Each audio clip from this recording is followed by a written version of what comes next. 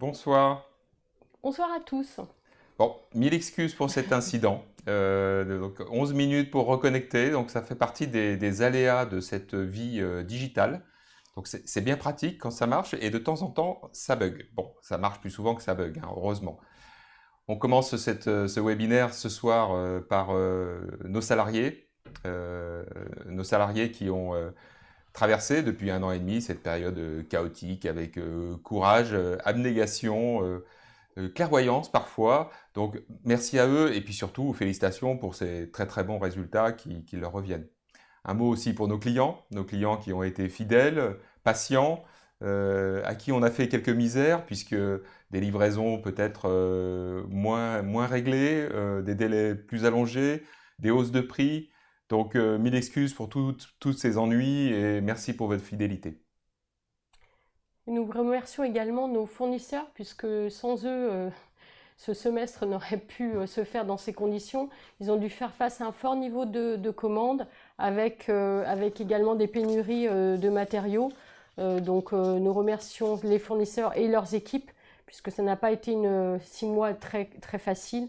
Nous avons également un message particulier à l'attention du premier fournisseur du groupe, donc la Calefi, qui suit régulièrement nos webinaires. Donc nous les saluons et qui continue d'accompagner le développement du groupe Thermador et plus spécifiquement de la filiale Thermador, et nous en parlerons tout à l'heure. Quant à nos actionnaires, nous avons eu beaucoup de messages d'encouragement, des messages positifs et de félicitations par rapport à nos résultats. Donc nous les remercions pour ces messages et pour leur fidélité. Nous ne les avons pas vus en 2020, en 2021 pas encore, mais nous avons bon espoir pour d'ici la fin de l'année pouvoir les revoir physiquement. Parlons maintenant de l'activité. Alors vous voyez là une activité d'une manière synthétique, puisque vous avez déjà reçu les chiffres dans la lettre aux actionnaires, les chiffres détaillés par filiale. Là, nous avons fait un résumé sur deux grands domaines d'activité, les grandes surfaces de bricolage et le canal professionnel. Et vous voyez que quand on compare l'activité de cette année par rapport à 2019, nous sommes sur une croissance qui est exactement la même pour ces deux grandes activités, de 30%, qui est une croissance dans l'histoire du groupe tout à fait exceptionnelle. Donc ça, c'est le point important que vous aviez déjà depuis maintenant quelques jours. On y reviendra tout à l'heure plus en détail. On va regarder maintenant quelque chose sur une plus longue période et vous voyez la progression à périmètre constant du groupe par trimestre depuis 2017. Et donc là encore, nous apercevons que sur les deux derniers trimestres, la croissance a été tout à fait exceptionnelle.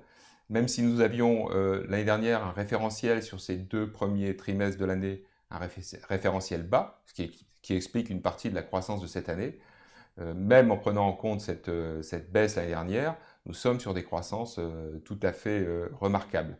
Je vous invite aussi également à regarder ce que nous avons fait durant le deuxième semestre de l'année 2020 et le deuxième semestre de l'année 2019. Et vous voyez sur ce graphique que ces deux périodes ont été des périodes de croissance. C'est pour ça que nous sommes très prudents sur cette deuxième partie de l'année 2021 parce que nous sommes sur un référentiel qui est beaucoup plus haut et donc prudence par rapport à d'éventuelles prévisions. L'effet marquant de ce début d'année, bien évidemment, la rénovation énergétique des bâtiments et l'aide apportée par les pouvoirs publics, d'une part par le dispositif MaPrimeRénov', financé par les pouvoirs publics, par les citoyens, et les dispositifs type C2E, certificat d'économie d'énergie, financés par les fournisseurs d'énergie. L'ensemble de ces dispositifs met à la disposition de ceux qui veulent rénover leur bâtiment une manne financière absolument gigantesque. Et donc ça favorise celles de nos filiales qui ont des matériels à proposer dans cette activité.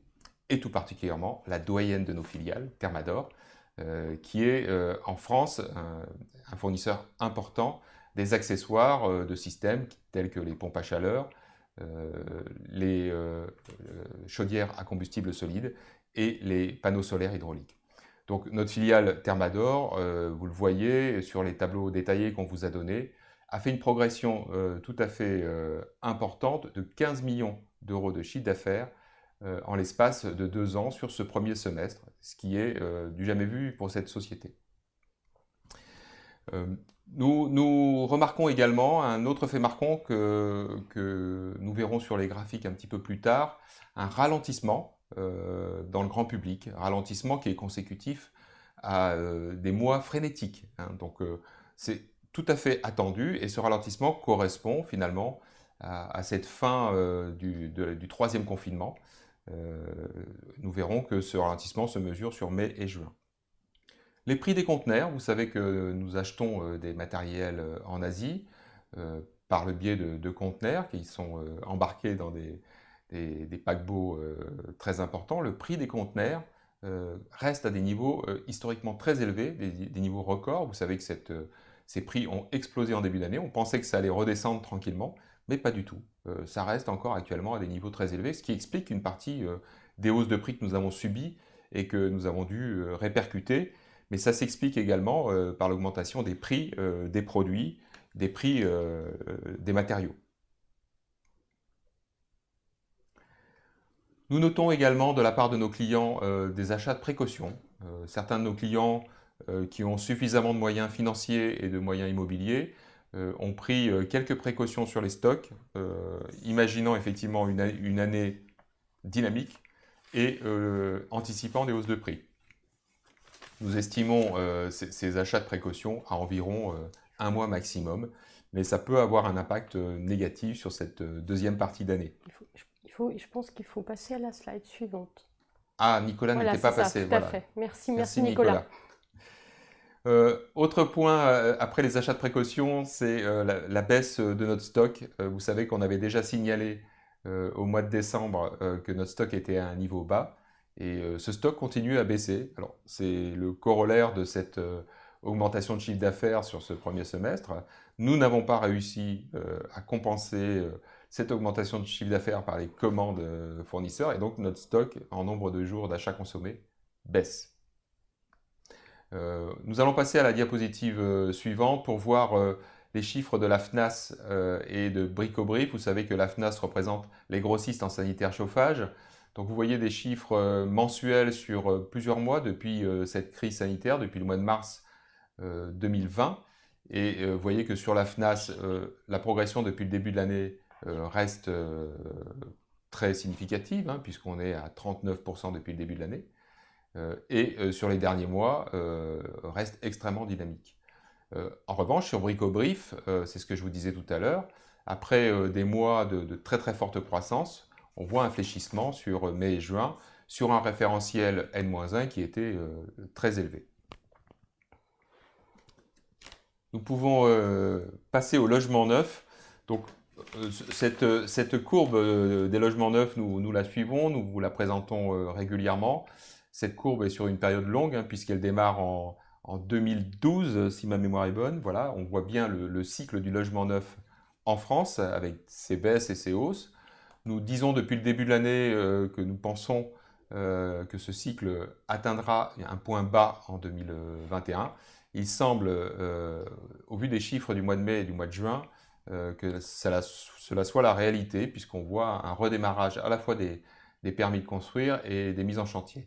J'en reparlerai tout à l'heure au niveau des perspectives, mais donc voilà où nous en sommes actuellement sur le logement neuf. Patricia, parle-nous un petit peu de ces excellents résultats qui forcément vont te réjouir. Me donner le sourire, mais pas qu'à moi, puisque c'est des résultats qui sont partagés. Donc effectivement, tout cet apport de croissance avec la rénovation énergétique, le bricolage, nous a permis en fait d'avoir un chiffre d'affaires en croissance de 40%.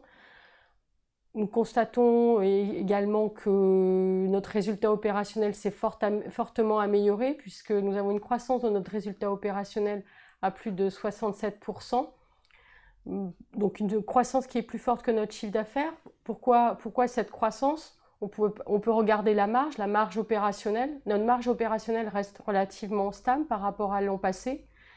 Donc, comment expliquer à nouveau cette croissance du résultat opérationnel plus importante que celle du chiffre d'affaires ? ben, il faut regarder dans la constitution de nos frais de structure. Donc nous avons des frais de structure qui sont fixes, comme le loyer, comme un certain nombre d'autres frais. Et ces frais en fait, ont cru moins fortement que la croissance de notre chiffre d'affaires. Donc mécaniquement, on a une rentabilité qui s'est améliorée. Concernant les charges de personnel qui représentent en fait un poste de notre compte de résultat important, les charges de personnel, donc nous avons eu 20 recrutements depuis le début de l'année, donc pas forcément un niveau de recrutement élevé, ce qui mécaniquement fait que les charges de personnel en pourcentage du chiffre d'affaires augmentent, mais pas aussi fortement que le chiffre d'affaires. Donc tout ça traduit en fait un résultat opérationnel en hausse. Ensuite, le résultat net donc, a augmenté de 71%, donc qui est une croissance plus forte que celle du résultat opérationnel. Pourquoi ? Puisque nous avons un taux d'impôt en France qui a baissé, ça s'était prévu donc par la loi de finances, et donc nous sommes maintenant sur un taux d'impôt à 26,5 contre 28% l'année dernière, ce qui mécaniquement nous apporte moins de charges d'impôt, et donc un résultat net qui croît plus fortement que notre résultat opérationnel. Si on passe ensuite sur notre situation financière, là également, on va vous présenter une situation qui est un petit peu contrastée, puisqu'on a des bons résultats au niveau de notre trésorerie, au niveau de nos capitaux propres, donc la solidité de notre structure financière.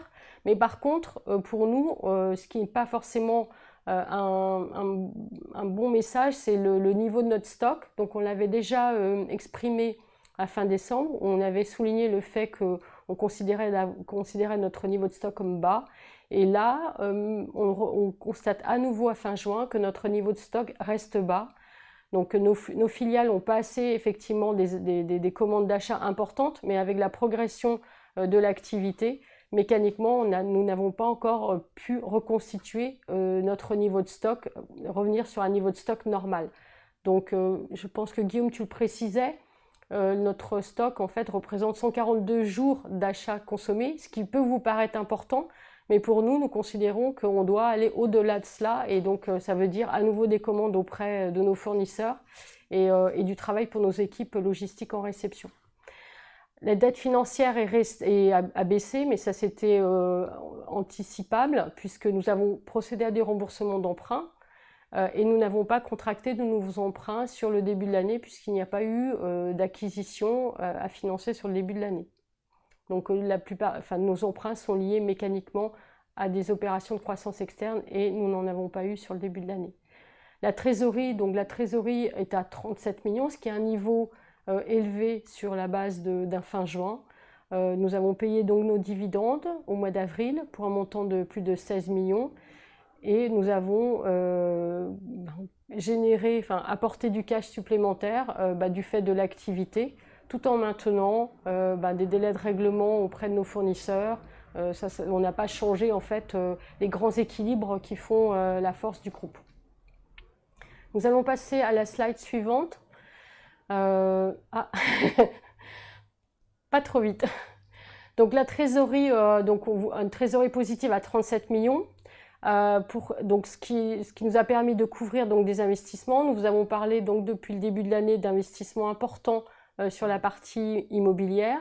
Donc ça fait partie de ces 6 millions. Donc il y a eu 4 millions que nous avons financés au titre des travaux pour notre filiale Aello, pour pouvoir finaliser la construction de leur cellule logistique. Et nous avons démarré la construction de la cellule logistique pour FG Inox.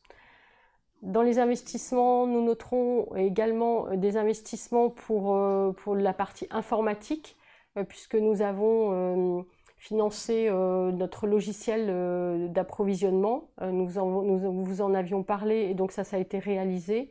Et nous continuons d'investir sur la partie informatique. Et ça va, normalement sur le second semestre, ça devrait être un peu plus calme, mais ça fait quand même partie des grands projets qui nécessiteront des investissements dans l'avenir. Dans les autres éléments, donc on a sur notre encours client donc, qui est en progression sur le semestre, donc en lien avec notre croissance d'activité, mais nous avons constaté donc, un délai règlement client qui est en légère baisse, donc ça veut dire que nos clients nous règlent plus vite. Et l'autre point, nous avons donc fait une revue détaillée de nos risques clients pour voir s'il y avait un risque spécifique. Il n'y a pas de risque spécifique identifié à fin juin. L'autre élément, ça concerne nos dettes fournisseurs, puisqu'on pourra noter que ce poste en fait, est significatif au niveau de notre bilan à fin juin. Il est à mettre en lien avec nos achats forts en mai et juin, tout ça lié à notre fort niveau d'activité, mais également lié à notre volonté de reconstituer notre niveau de stock. Et comme je le disais, maintien des délais de paiement à l'attention de nos fournisseurs. L'autre événement, ça concerne donc l'achat d'actions propres.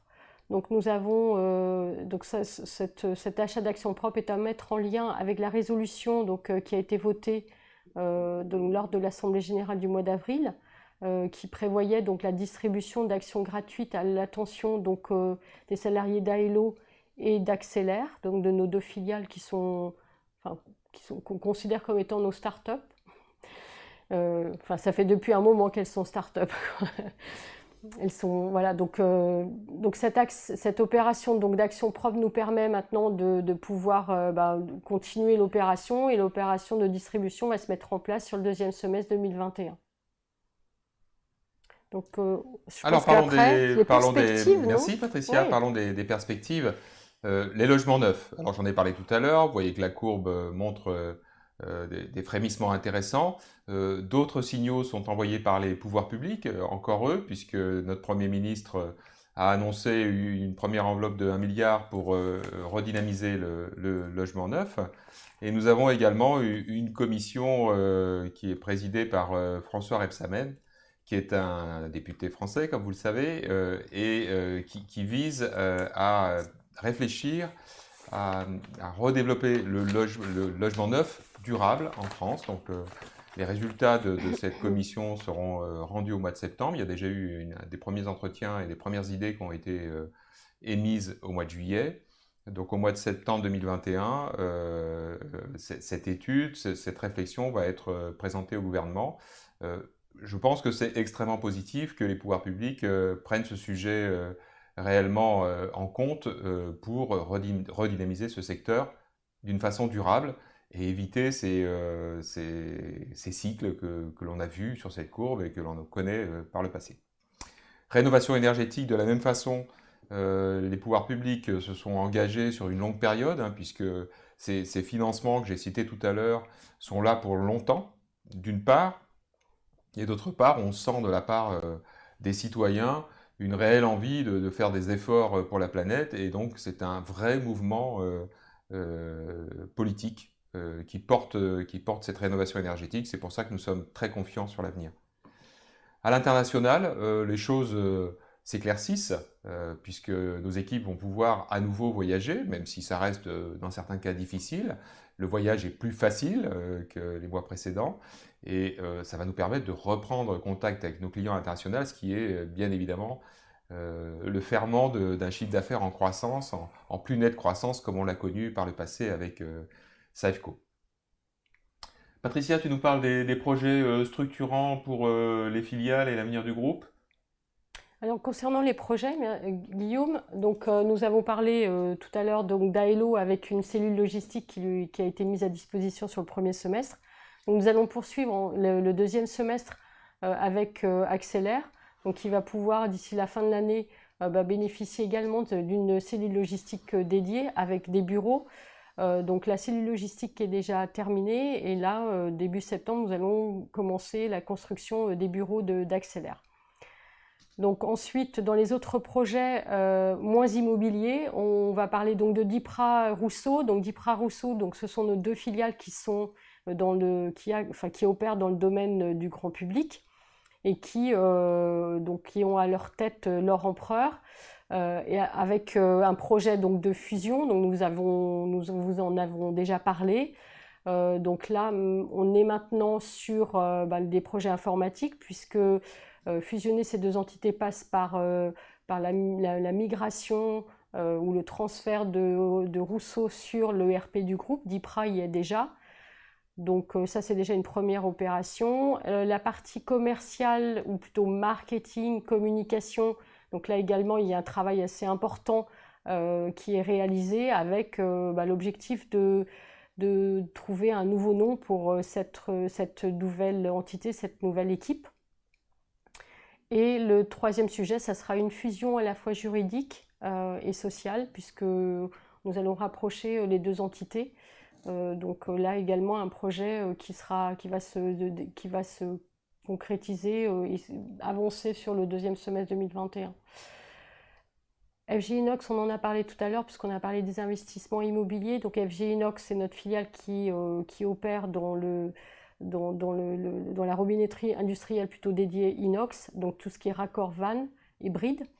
Donc cette filiale va nous rejoindre sur Saint-Quentin-Fallavier sur le premier semestre 2022. Et pour cela, donc, nous avons commencé la construction d'une cellule logistique, donc sur 12 mètres de hauteur et sur une surface de 7500 mètres carrés. Donc là, nous prévoyons une livraison de cette cellule logistique pour mi-décembre 2021. Donc elle avance plutôt bien. Avec également une adaptation des moyens de stockage. Donc il va y avoir une évolution importante. On va passer sur une solution automatisée. Donc le fournisseur de cette solution automatisée s'appelle Savoie, qui est une société française. Donc c'est un projet qui est mené par l'équipe de FG Inox, en parallèle avec l'équipe Supply Chain de Thermador Group. Et également avec l'équipe l'équipe des systèmes d'information, puisque cette solution automatisée va communiquer directement avec notre ERP groupe, et donc avec effectivement des gains de productivité attendus, mais pour cela il va falloir travailler très fort de part et d'autre. Est-ce que j'ai oublié quelque chose sur FG Inox? Je ne pense pas, pas pour l'instant. Donc on est bien d'accord que cela ne concerne que la partie logistique de FG Inox. Les bureaux, avec les équipes achats, administratives et commerciales, restent sur Brignais. Le quatrième projet concerne PB-Tube et Thermacome. Donc Thermacome qui nous a rejoint en mai 2020. Donc PB-Tube avec à sa tête Eric Mentionne et Thermacome avec à sa tête Florent Kiefer. Donc ils continuent donc de travailler sur le développement des synergies.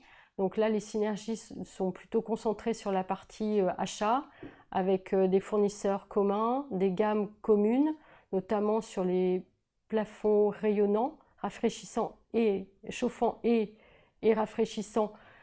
Et donc là, avec une solution qui va permettre un stockage dans les locaux de PB-Tube.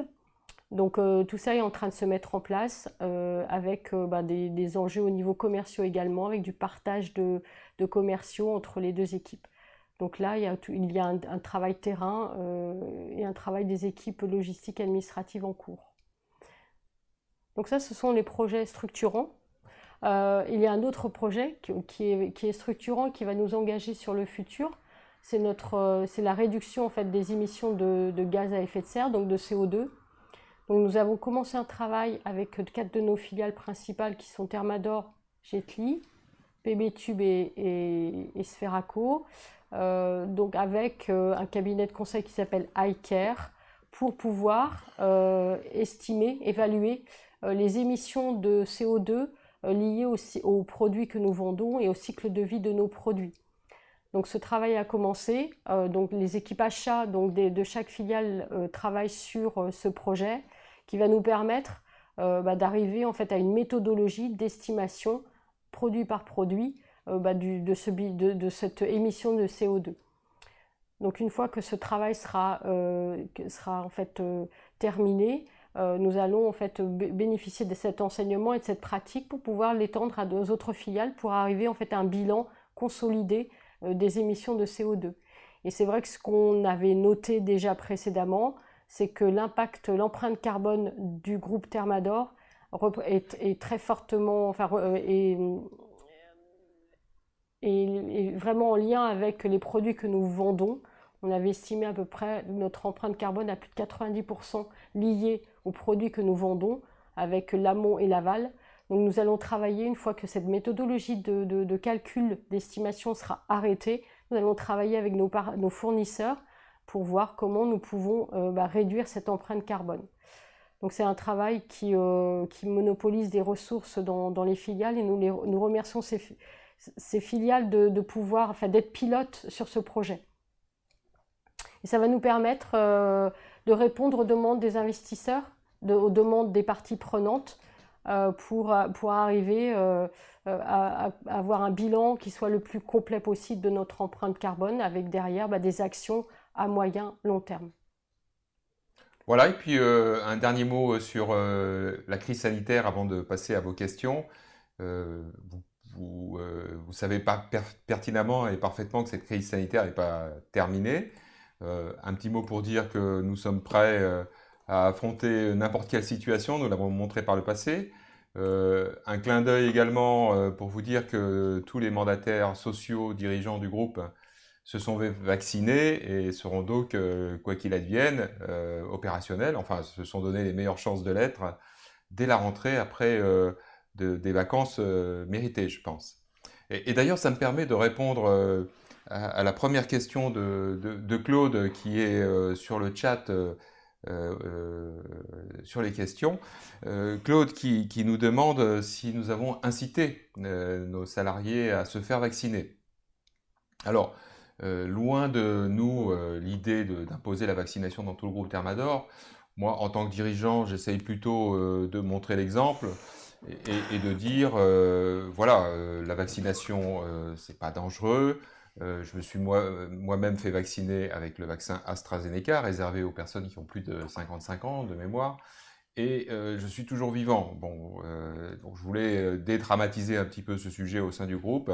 Je pense qu'il y a une grande majorité des salariés qui sont vaccinés. On a, dans les faits, eu très peu de cas positifs dans le groupe Thermador, mais force est de constater que ces derniers jours, nous avons eu des cas positifs de personnes non vaccinées au sein du groupe.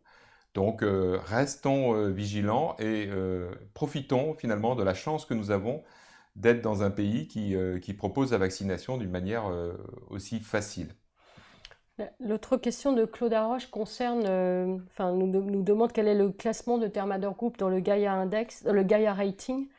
Donc pour 2021, nous n'avons pas encore rempli le questionnaire, ça fait partie de nos devoirs de vacances. Donc on n'a pas encore ce classement-là. Ce qui est vrai, c'est que le Gaïa Index, donc ça permet en fait on a des questions à la fois sur la partie gouvernance, sur la partie sociale, sur la partie environnementale, et ça nous permet en fait de nous placer par rapport en fait à nos sociétés pairs au niveau de la distribution, au niveau des PME, des ETI.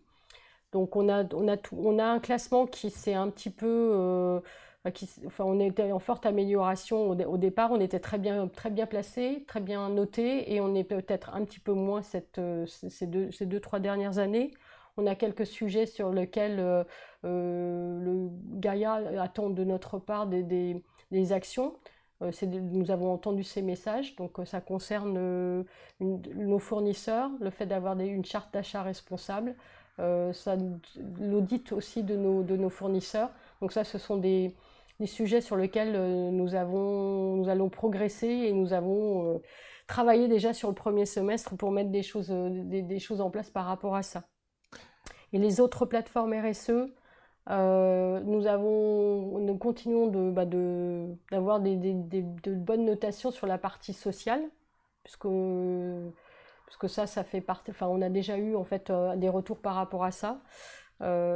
Après, pourquoi les analystes qui couvrent la valeur ne consacrent-ils que peu ou pas de développement à votre grande application dans la RSE? Donc ça, c'est une question. Alors, à chaque fois, c'est ce que les analystes qui couvrent notre valeur sont des analystes financiers. Enfin, les papiers que vous voyez circuler de la part des sociétés Ports-en-Part, Odo et CIC sont des analystes financiers. Nous voyons de plus en plus avec Patricia des analystes extra-financiers qui, pendant 1 heure, nous mitraillent de questions extra-financières. Donc, ça reste encore au niveau des analystes des métiers qui sont différents, mais de plus en plus au niveau des investisseurs institutionnels, nous avons ce type de questions. Nous avons également ce type de questions de la part des actionnaires individuels, souvent tournés vers le social, et nous avons ce type de questions de la part des salariés qui nous demandent quels sont nos engagements sur l'environnement, quels sont nos engagements sur le social. C'est les questions que nous avons régulièrement de toutes les parties prenantes. Et c'est à mettre en lien avec le travail que nous sommes en train de faire sur notre empreinte carbone de nos produits, puisque on a déjà fait un travail en 2017 avec l'ADEME, qui nous avait permis de voir quel était en fait l'aspect en fait finalement de notre contribution qui était la plus négative en termes d'empreinte carbone, et c'était le cycle de vie de nos produits. Donc ça, on l'adresse, mais c'est un peu toujours comme nous le faisons toujours comme ça au niveau de Thermador Group. Nous voulons avoir une méthodologie, nous voulons la développer avec nos équipes opérationnelles pour que derrière, une fois qu'on a évalué un produit, il y a des actions à faire au niveau de l'amélioration du bilan carbone du produit, et donc on veut que ça soit nos équipes d'acheteurs qui soient en fait sensibilisées, qui ont les outils pour pouvoir prendre les bonnes décisions et faire en sorte que on arrive à avoir une diminution de notre bilan carbone. Donc on veut en fait maîtriser les choses, c'est pour ça qu'on aura une méthodologie qui sera maîtrisée, connue. Et les investisseurs nous demandent des chiffres précis et des engagements précis. C'est pour ça qu'on fait tout ce travail. Ça répond à une des questions de Claude qui arrive un petit peu plus tard. La question de Jean-Loup qui regarde avec précision la liste des filiales et qui en voit deux qui sont un petit peu en dessous des autres. Alors, chez Axelair, c'est relativement simple. Vous avez dans cette société Axelair une gamme de climatiseurs mobiles qui, cette année, ne s'est absolument pas vendue. Vous pouvez imaginer pourquoi, puisqu'en France, nous avons eu une météo extrêmement capricieuse. Ça, c'est une chose que nous n'avons pas dite pendant ce webinaire. La météo 2021 n'a pas du tout été favorable à l'activité du groupe Thermador. Donc, on se le réserve pour les prochaines années. Donc, quand il y a beaucoup d'eau comme ça et pas beaucoup de chaleur, c'est vrai que ça nous favorise peu. Et ça a particulièrement handicapé Axelair dans cette gamme de climatiseurs mobiles. En revanche, ce que nous notons chez Axelair et ce qui est très encourageant pour l'avenir, c'est que les gammes de son activité ventilation, traitement de l'air, sont en très fort développement, de la même façon que le développement des autres filiales du groupe dans le domaine du bâtiment. En ce qui concerne Sodeco, nous sommes sur une société qui travaille avec des projets. Patricia, tu veux peut-être en dire un mot puisque tu la connais bien? Oui, parce que l'année dernière, en fait, en 2020, Sodeco avait signé un gros projet qu'ils avaient livré sur le premier semestre. Donc, ils avaient un effet en fait de base de l'année dernière qui était fort. Et on considère que la croissance, puisqu'il y a une croissance de Sodeco à fin juin 2021, est une performance, puisqu'on savait très bien que les projets sont beaucoup plus difficiles en fait à rentrer, puisque en Belgique notamment, une bonne partie de l'équipe commerciale ne peuvent pas visiter les clients. Donc c'est très difficile de mettre en place des nouveaux projets sans pouvoir visiter les usines, les services de maintenance, et donc on ne peut que les féliciter de ce niveau de croissance. Donc il n'y a pas de lien avec des difficultés d'approvisionnement, que ce soit du côté Axelair ou que ce soit du côté de Sodeco. Une question de Paul qui nous connaît bien, que nous connaissons bien, de la même façon que Claude d'ailleurs. Paul nous demande si les prévisions du groupe Saint-Gobain sur la deuxième partie de l'année peuvent correspondre finalement aux prévisions du groupe Thermador. Bon, dans le discours que l'on a dans notre lettre aux actionnaires, c'est quand même quelque part ce que nous disons. C'est que la deuxième partie de l'année va être plus challenging, comme disent nos amis anglo-saxons, puisque le référentiel est plus haut. Notez quand même que le groupe Saint-Gobain, qui est au travers de sa division distribution et dans le top 10 des clients du groupe Thermador, a fait un excellent début d'année, de la même façon que notre groupe. Paul continue par une autre question concernant la rénovation et la construction. Qu'en est-il des marchés de la GSB? Voit-on, comme dans d'autres secteurs, une baisse de l'activité aux mesures que les loisirs reprennent? Oui, je l'ai dit tout à l'heure. Donc, on l'a vu d'une manière générale dans les chiffres de Brico-Brief au mois de mai et au mois de juin. Vous pouvez reprendre les diapos et voir qu'effectivement, cette baisse d'activité chez nos clients se mesure. elle se mesure également dans nos filiales et notamment chez Mecafer Domac. Cela étant, nous partons sur des référentiels tellement hauts sur mai et juin de l'année dernière qu'il faut relativiser cette baisse d'activité. Mais il est clair que le porte-monnaie des Français n'est pas infini et que s'ils dépensent plus d'argent au restaurant, en voyage et en autres loisirs, ils en dépenseront sans doute un peu moins dans le bricolage. Alors, Paul nous demande si cette croissance, quelle est la proportion de la croissance qui est liée à des prises de parts de marché? Là, c'est un petit peu difficile à dire, mais on pourrait effectivement comparer la croissance du groupe avec la croissance des indices FNAS, par exemple, sur cette tranche de clientèle. Il est clair que la croissance du groupe est supérieure à la croissance d'une manière générale, ce qui veut dire que pendant cette période, et grâce à l'abnégation de nos salariés, la qualité de nos produits, de nos stocks, nous avons sans doute pris des parts de marché.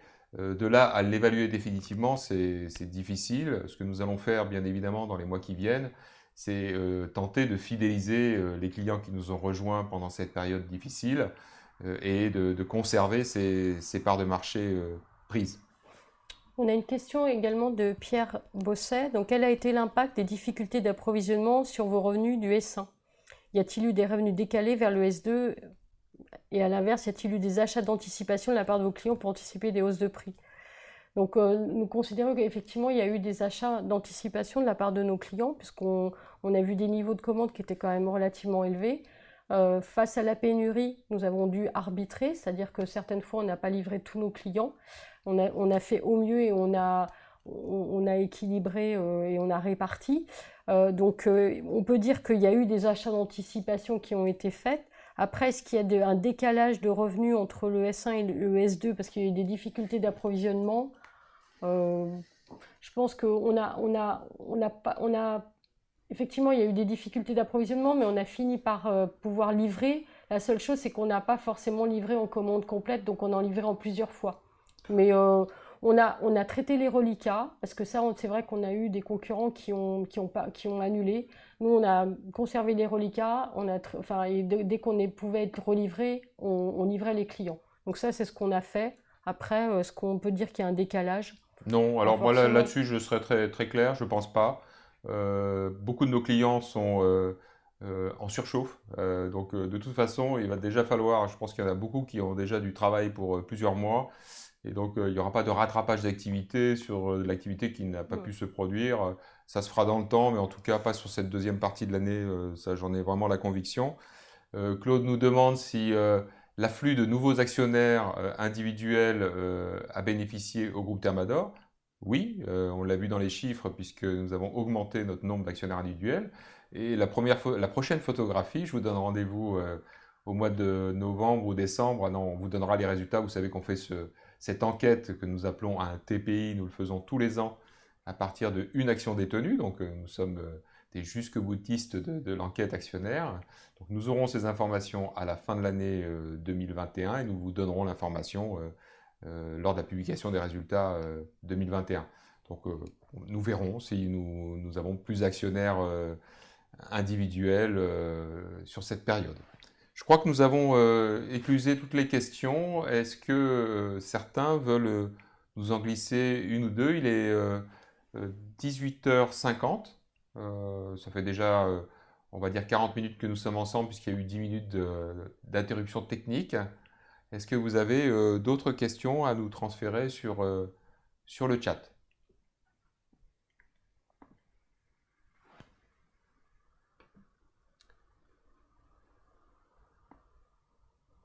Je n'en vois pas arriver. Donc, ce que je vous propose, bah, écoutez, ah, si, je vois que il y a quelque chose qui est en train de se taper. On va patienter quelques minutes et puis après, il nous restera l'opportunité de vous souhaiter à tous de bonnes vacances.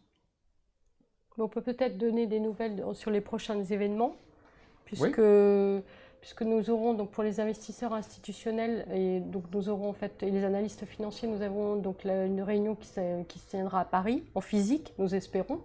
Donc ça c'est prévu sur septembre.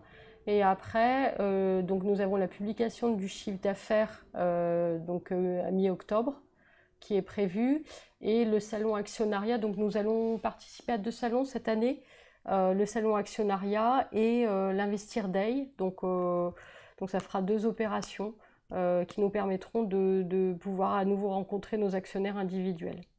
Et comme Patricia et moi sommes vaccinés et bien vaccinés jusqu'au bout, nous pourrons nous rendre physiquement dans ces salons et accueillir physiquement les actionnaires qui nous feront le plaisir de venir nous voir. C'est quand même beaucoup plus sympathique de pouvoir discuter pour de vrai.